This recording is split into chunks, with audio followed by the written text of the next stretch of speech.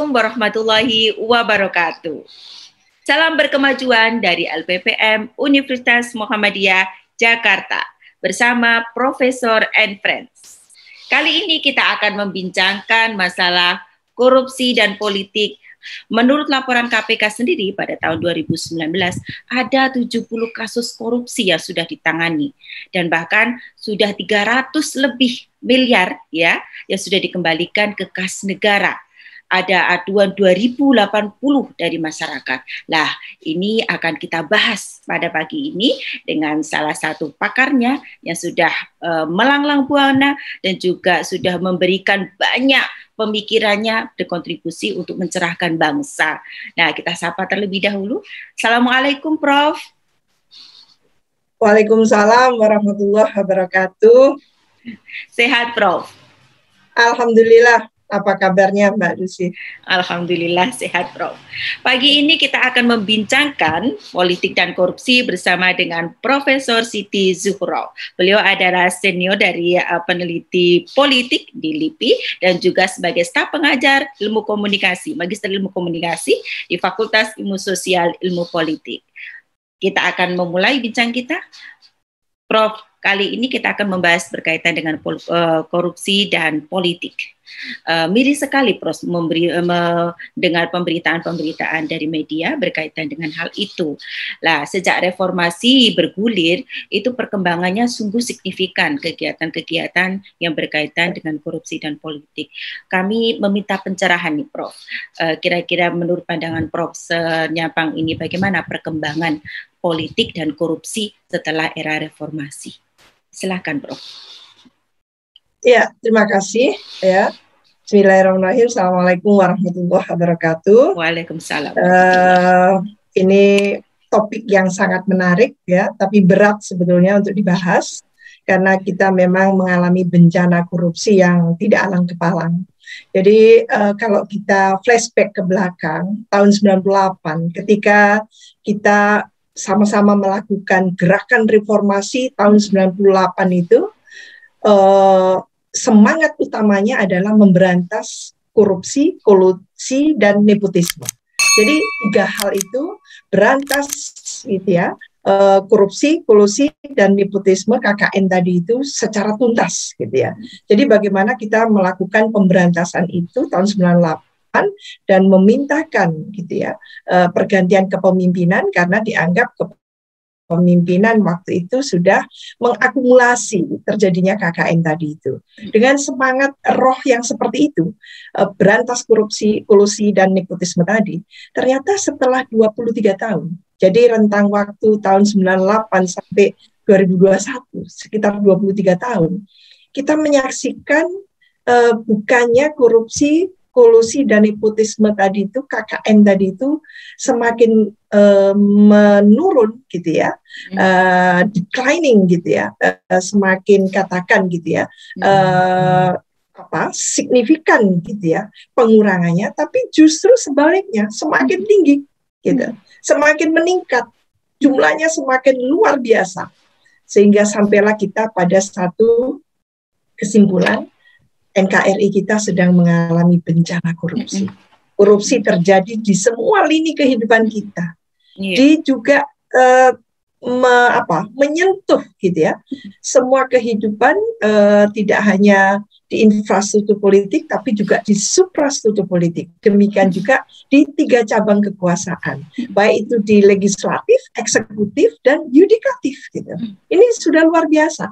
Di tengah-tengah masyarakat itu juga seolah-olah dengan sistem demokrasi yang kita implementasikan sejak tahun 99 pemilu pertama kali gitu ya, sampai terjadinya pilpres langsung tahun 2004, pilkada langsung sejak 2005 gitu, kita justru secara tidak sadar gitu ya menyaksikan bahwa peningkatan korupsi semakin-makin.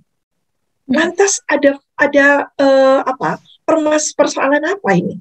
Mengapa demokrasi yang kita laksanakan gitu dan kita sepakati gitu, sistemnya ini diaplikasikan dalam pemerintahan kita, dalam politik kita gitu kan, dengan semangat agar terjadi satu sistem di mana betul-betul mengedepankan partisipasi masyarakat, mengedepankan transparansi, mengedepankan akuntabilitas gitu ya. Dan kalau tiga hal itu dilaksanakan di pemerintahan maupun juga dilakukan di institusi-institusi demokrasi, baik itu representasi rakyat seperti DPR RI, DPRD provinsi, kabupaten, kota, demikian juga di institusi demokrasi yang kita sebut dengan pilar utamanya partai politik, itu kan luar biasa sebetulnya. Iya. Jadi pokok-pokok atau fondasi gitu ya, sistem demokrasi yang seharusnya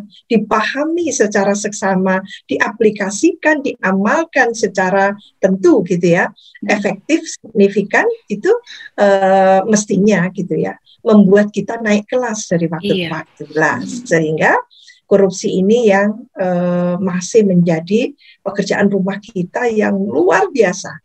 Jadi pertanyaan pentingnya adalah, kalau korupsi sampai terjadi bencana seperti ini, gitu ya, apakah kita sebetulnya secara tidak langsung dalam pusaran gitu, desain yang permanen kita lakukan, gitu ya, di mana sistem ini memberikan peluang, gitu ya, berlakunya sistem ini memberikan peluang terjadinya distorsi, gitu ya, di berbagai hal. Nah ini mungkin yang penting kita camkan. Iya, Prof. Tadi dijelaskan bahwa ada 3 lembaga yang justru sekarang sudah terkontaminasi dengan perbuatan korupsi itu, Pak. Yang namanya penjaga marwah hukum pun juga sudah ada indikasi-indikasi ke sana, dan juga ada potretnya ya di media massa tentang hukum dijual belikan dan sebagainya. Prof, ini bagaimana pengaruhnya dengan kepercayaan masyarakat itu akhirnya, Prof, terhadap pemerintah itu sendiri ketika ketiga lembaga ini, terutama pengen menguatkan demokrasi, justru demokrasinya juga semakin menurun. Menurut Prof gimana? Iya, jadi memang ada banyak hal yang harus kita bangun sebagai satu prakondisi gitu ya, menuju satu sistem demokrasi yang berkualitas, sistem demokrasi yang substantif, sistem demokrasi yang terkonsolidasi gitu ya. Apa saja itu prasyarat-prasyaratnya? Ya, prasyaratnya kita harus membangun nilai-nilai budaya politik yang kompatibel dengan berprakteknya sistem demokrasi. Apa itu? Gitu kan? Jadi memang kita harus membangun satu masyarakat yang egalitarian, satu masyarakat yang sangat mengedepankan di mana penegakan HAM, gitu ya, hak asasi manusia, penegakan hukum, gitu ya, penegakan keadilan, itu harus betul-betul serius, gitu. Tidak mungkin kita berdemokrasi tanpa menegakkan keadilan, tanpa menegakkan tadi itu hak asasi manusia, tanpa mengedepankan juga bagaimana gitu kan hak-hak orang lain dan sebagainya. Jadi egalitarian tadi itu duduk sama rendah, berdiri sama tinggi. Itu. Jadi bukan sistem totalitarian, sistem represif kita sistemnya demokrasi. Jadi membangun nilai-nilai budaya politik yang kompatibel, yang berkesesuaian dengan masyarakat Indonesia yang notabene masyarakatnya komunal dan masih permisif seperti itu. Makanya demokrasi yang kita jalankan seharusnya adalah demokrasi yang syarat dengan pembelajaran. Dan kita harus ingat bahwa rentang waktu pendidikan masyarakat Indonesia sejauh ini menurut laporan BPS, Badan Pusat Statistik ya, pusat itu menunjukkan bahwa rentang waktunya baru 7,5 tahun. Jadi baru di level mungkin SMP gitu kan.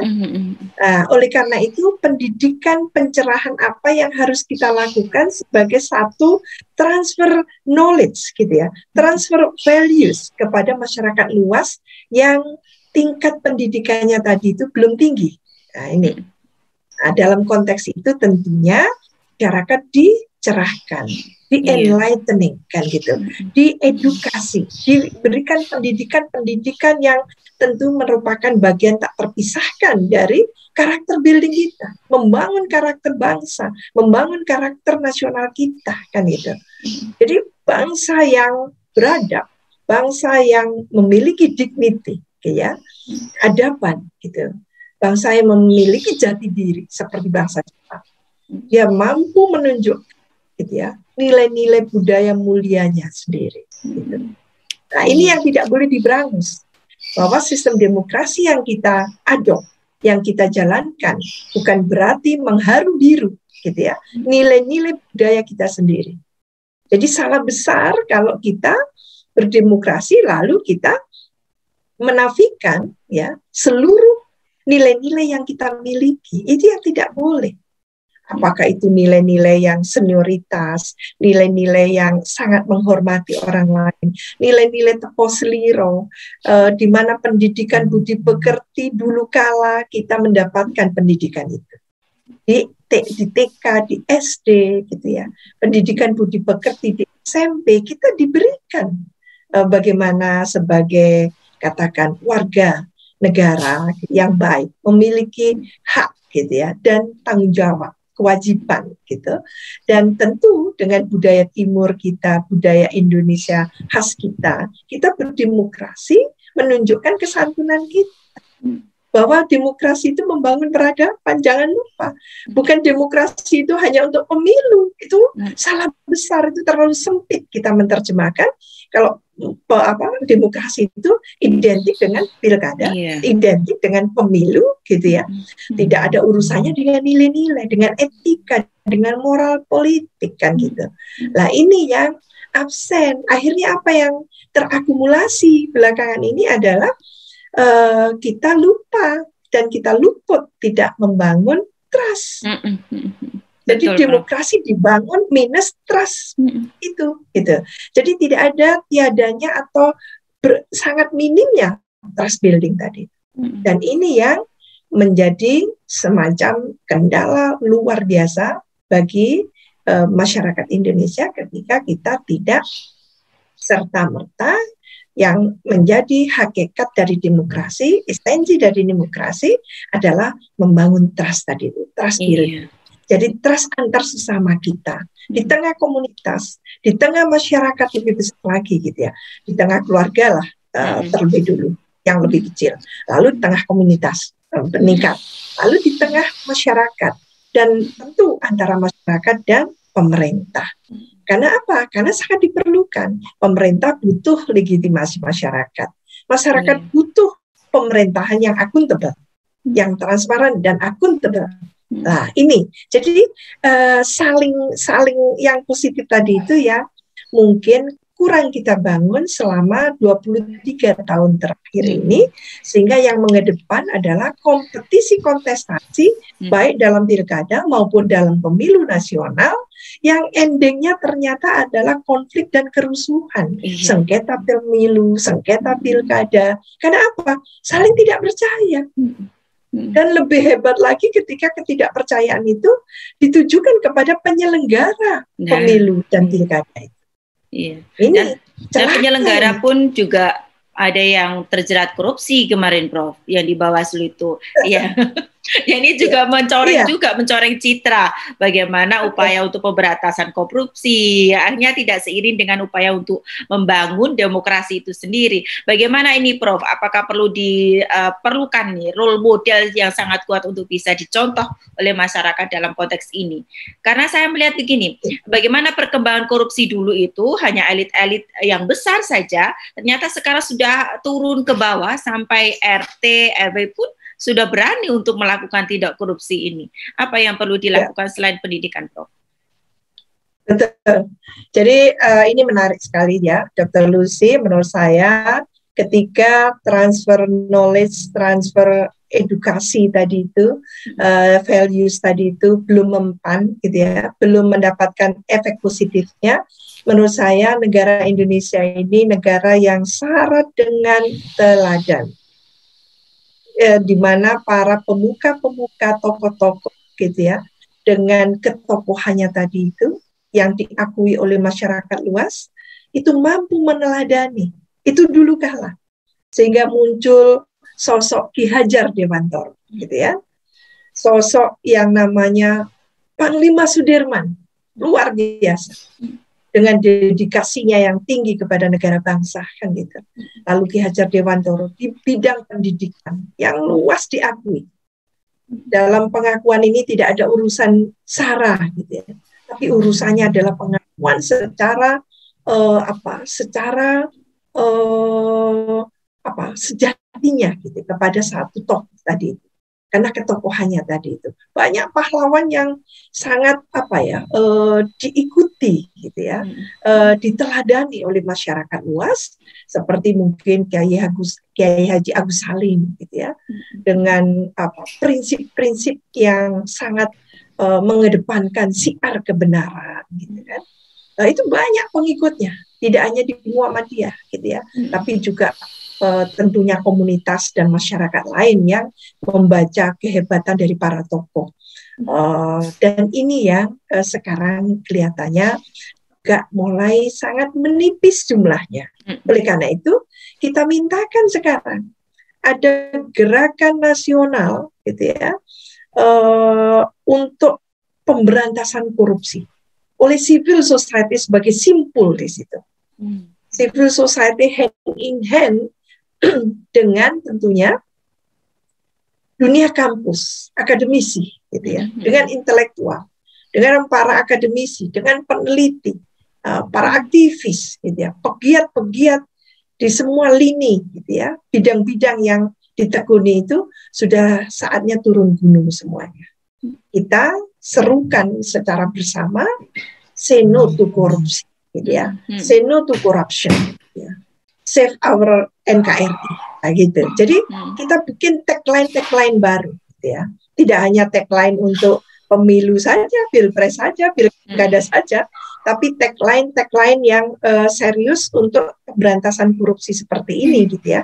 Dengan menghadirkan, menurunkan para tokoh-tokoh dari berbagai latar belakang bidang, gitu ya, keilmuan, baik itu bidang politik, bidang sosial budaya, sosial ekonomi, hukum, gitu ya, maupun yang bidang eksak di situ, pengusahanya, birokratnya, gitu kan, para profesornya, para doktornya, dan semua, gitu ya, hand in hand sebagai simpul menggerakkan bagaimana bencana korupsi yang melanda NKRI ini bisa di-end up, bisa diakhiri, bisa diputus mata rantainya.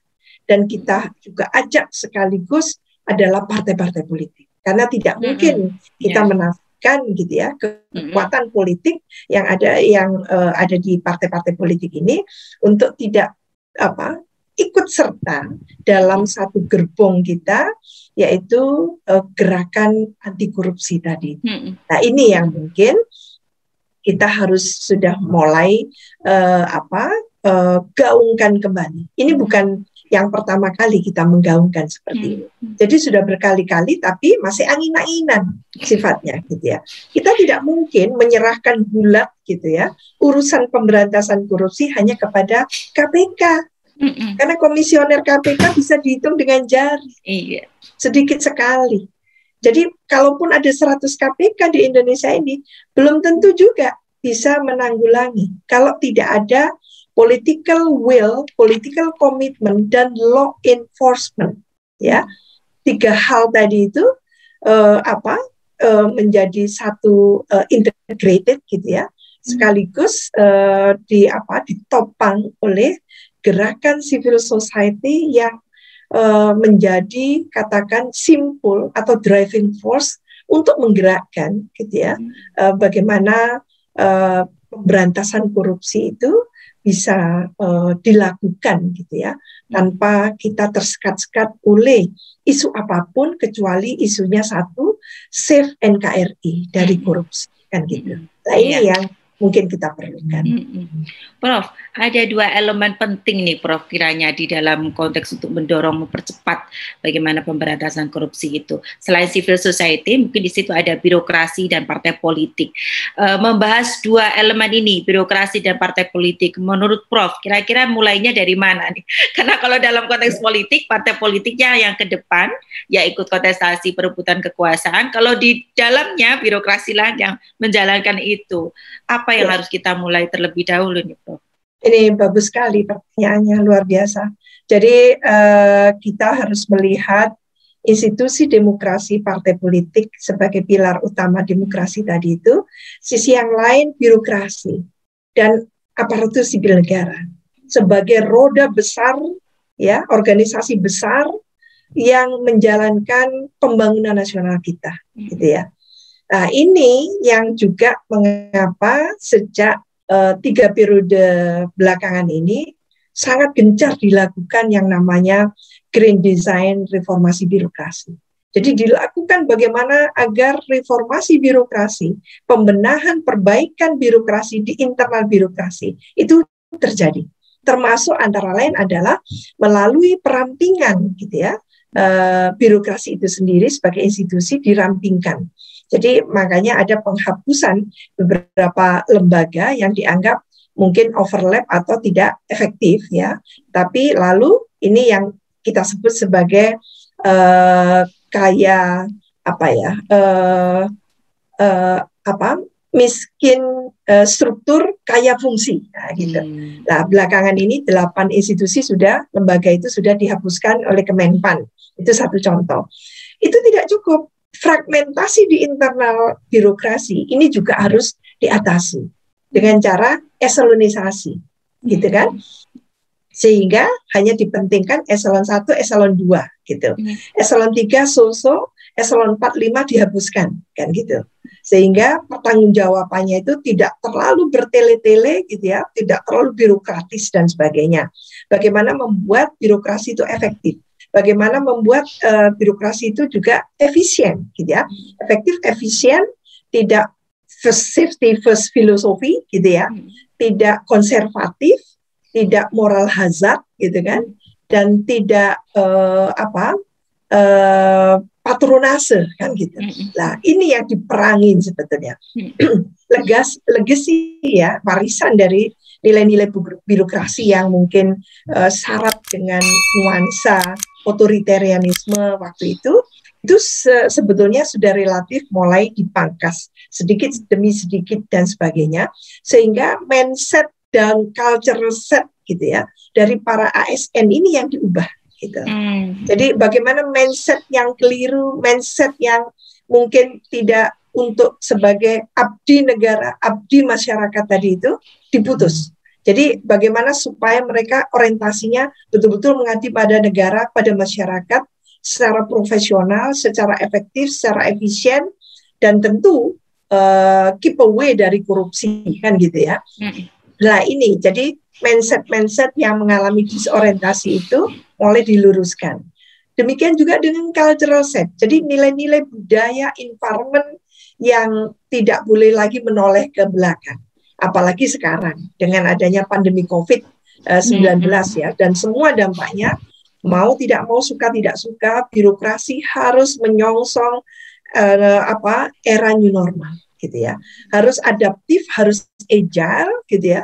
Harus tangkas, harus lincah, dan harus bisa menyesuaikan diri dan mampu menggunakan, gitu, sarana digital untuk meningkatkan kualitas pelayanan publiknya, kan ini antara lain seperti itu.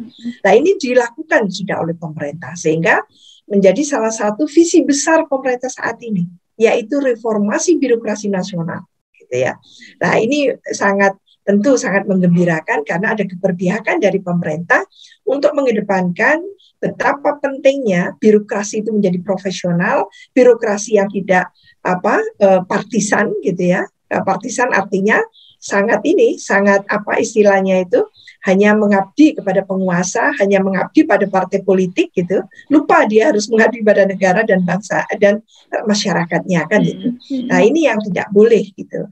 Nah satu sisi seperti itu pendidikan saat ini, gitu ya, melalui Undang-Undang ASN, aparatur sipil negara, yang disahkan tahun 2014 itu sangat jelas, gitu, bahwa PNS atau ASN saat ini diorientasikan ke sana, profesional, efektif, efisien, gitu ya, dan sudah mengalami mindset yang berubah gitu ya, karena mindsetnya itu sudah mindset yang rasional gitu ya, bukan mindset yang partisan dan sebagainya tadi itu, lebih ke achievement, lebih ke karya, dan kita dituntut sebagai tentu ASN itu menunjukkan karya-karyanya, achievementnya tadi. Nah, sementara organisasi politik yang disebut partai politik tentu ini adalah rumahnya demokrasi.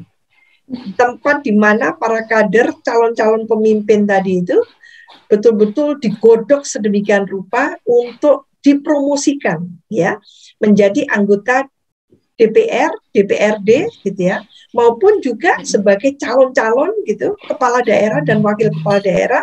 Demikian juga kalau ke atas adalah calon presiden, calon wakil presiden. Wah, ini tidak main-main. Oleh karena itu memang partai juga harus dikelola secara profesional.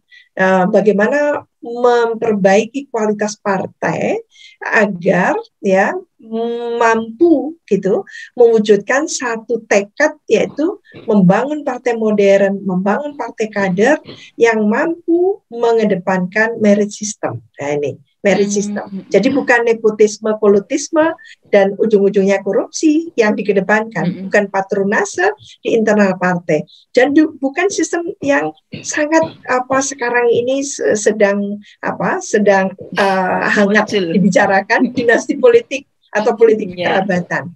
Nah, ini yang tidak boleh, karena karena ini pilar pentingnya demokrasi dan ini aset negara.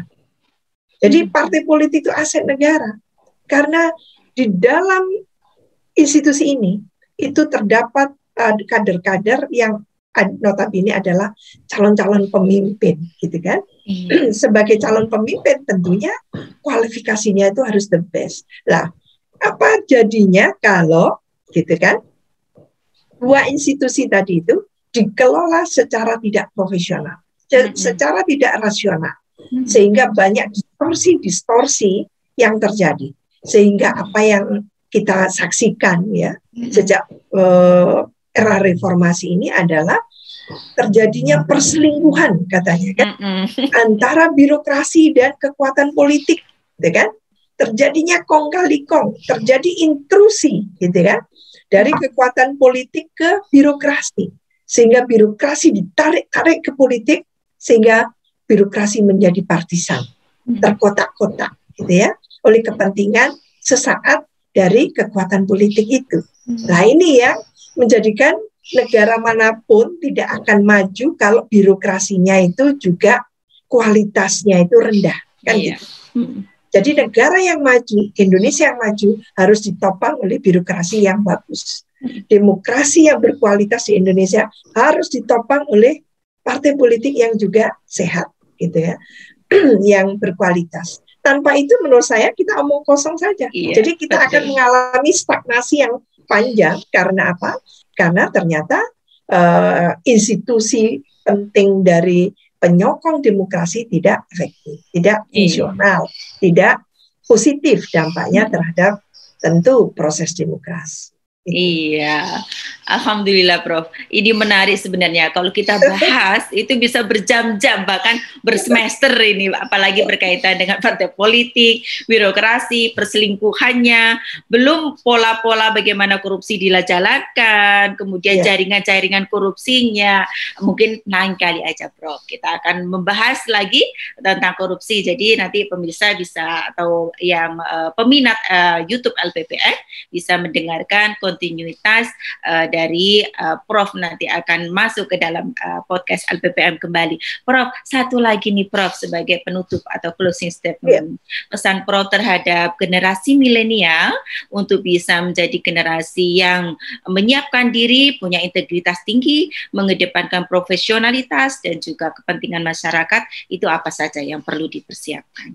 Iya, khusus untuk orang-orang milenial, orang muda ya. Orang muda milenial yang tentu mereka ini akan melakukan estafeta ya kepemimpinan baik di pusat maupun di nasional maupun di provinsi, kabupaten, kota gitu ya. Dan nanti mereka akan gitu ya berperan penting dari semua bidang-bidang yang ada, yang tentu tidak hanya di pemerintahan tapi juga di dunia usaha, dunia kampus dan sebagainya.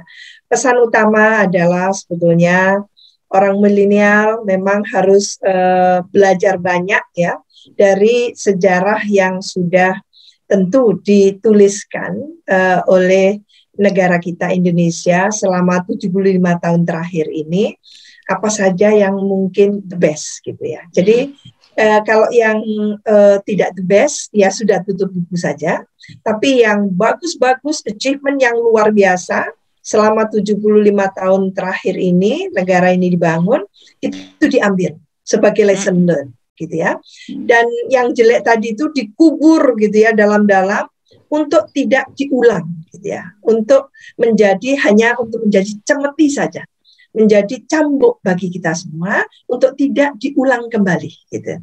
Jadi tentu sebagai orang milenial itu biasanya berpikirnya rasional.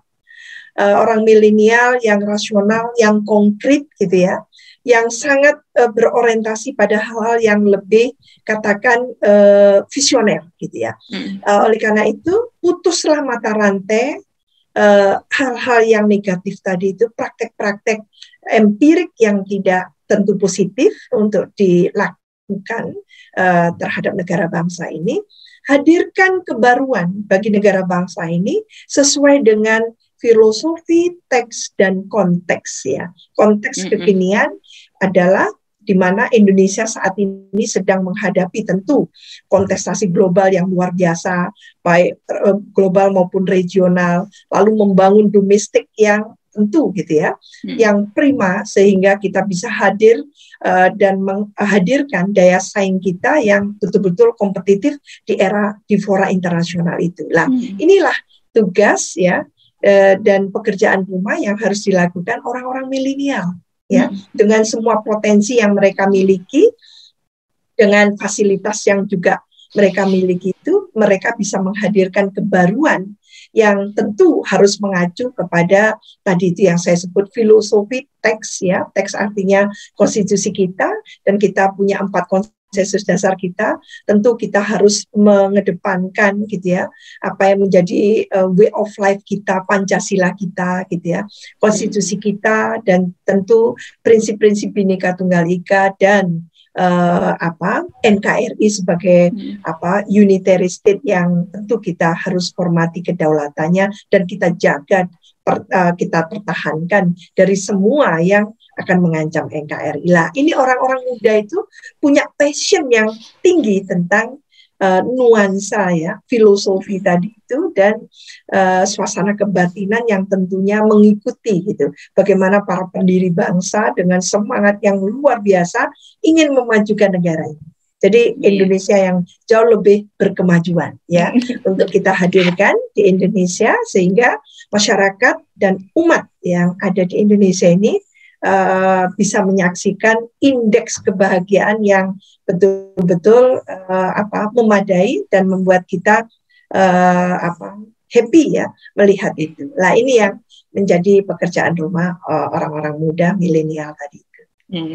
Terima kasih banyak, Prof.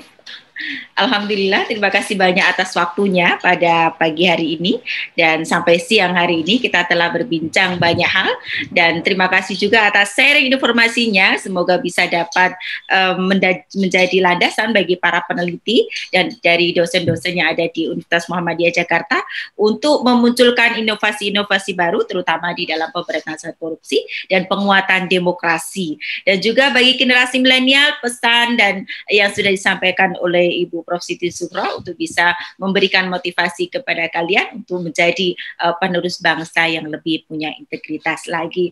Salam berkemajuan dari LPPM Universitas Muhammadiyah Jakarta. Saya akhiri. Assalamualaikum warahmatullahi wabarakatuh. Waalaikumsalam warahmatullahi wabarakatuh.